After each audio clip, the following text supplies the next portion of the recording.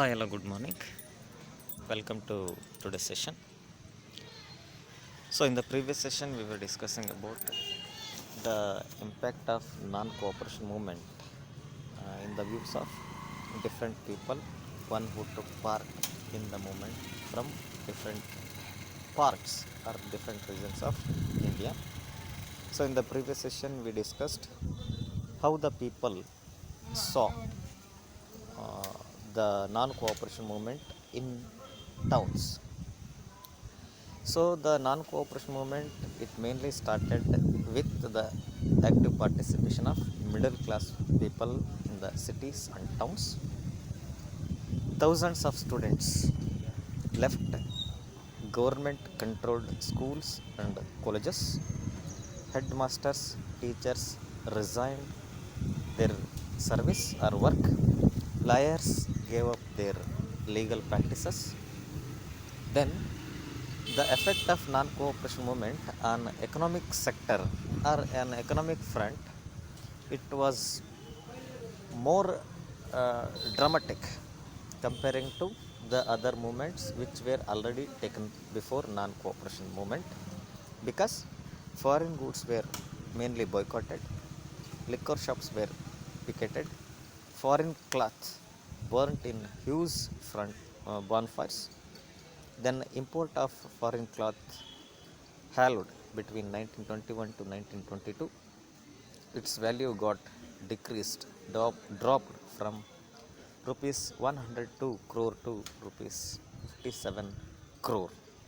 In many places, merchants, traders refused to trade in foreign goods and also to invest foreign finance on foreign trade. Then this movement in the cities gradually slowed down because of various reasons. Mainly, khadi cloth was more expensive than the mass produced cloth from the cotton mills, where poor people could not afford on using khadi cloth. Then, boycott of British institutions posed variety of problem to different people. For that movement, to make alternative solutions to make the movement successful, Indian institutions had to be set up so that they could be used in place of British institutions. So for that, students, teachers began trickling back to government schools, colleges, and the lawyers again joined back to their legal works in government court. So after discussing this, in today's session, let us discuss about the impact of non-cooperation movement and its uh, views in the opinion of people from countryside or rural areas. In Awadh, the peasants were led by Baba Ramachandra, a monk, a saint.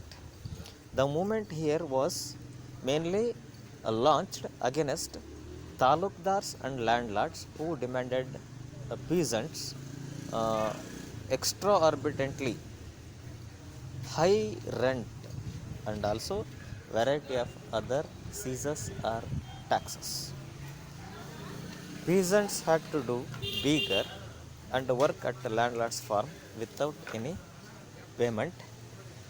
Here, beggar means bonded labor, forced labor, which is made compulsory for peasants to accept and peasants to work, that too with low wage or without wages.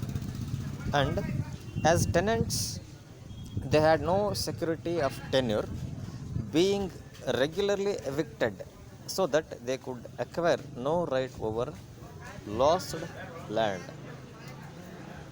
Tenants, one who got right to uh, carry the farming activity. So now uh, they got no security for carrying their farming activity. Because of that, in order to gain their right over the farming land, so they went with getting the land on lease. Then the peasant movement demanded, most importantly, the reduction of revenue, abolition of vigor, and social boycott of oppressive landlords. And in many places, these peasants from countryside, they even launched Nai Dobi Band. Nai Dobi Band. These are mainly organized by panchayats to deprive landlords of the service of even barbers and washermen. Then the not only the people from countryside, even tribal people also got their active participation in non-cooperation movement. Here, tribal peasants, they interpreted the message of Mahatma Gandhi and the idea of Swaraj in yet another way. In Gooden Hills of Andhra Pradesh, for instance, a militant guerrilla movement spread in the early of 1920s, not a form of struggle that the Congress could approve, but they launched different way or different method in approaching to get Swaraj. Here, as in another forest regions, the colonial government had closed large forest areas, preventing people from entering the forest to graze their cattle or to collect fuel wood and fruits and other forest products. This enraged the hill people.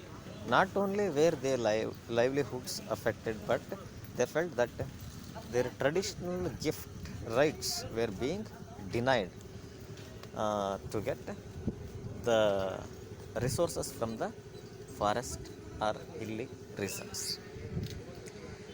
Then the person who came to lead the movement in favor of tribals, it was led by an interesting figure. His name is Alluri Sitaram Raju. So Alluri Sitaram Raju claimed that he had variety of special powers.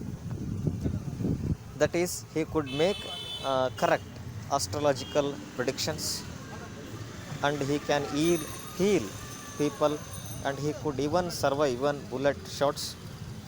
He captive by Raju. The rebels proclaimed that he was an incarnation of God. Incarnation means avatara. Daivi Purusha.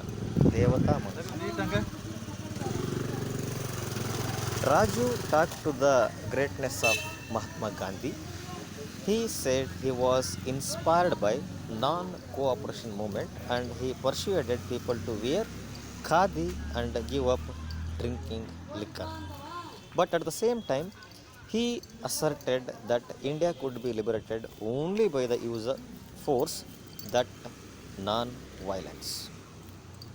The Gudem rebels attacked police stations, attempted to kill British officials, and carried on guerrilla warfare for achieving Swaraj or freedom.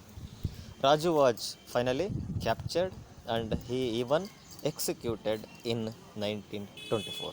And over time, he became folk hero or legendary hero. So with this, let me end today's session. So about other remaining part of the chapter will be discussed in tomorrow's session. Until then, take care of yourself, stay at home, stay safe. Thank you one and all.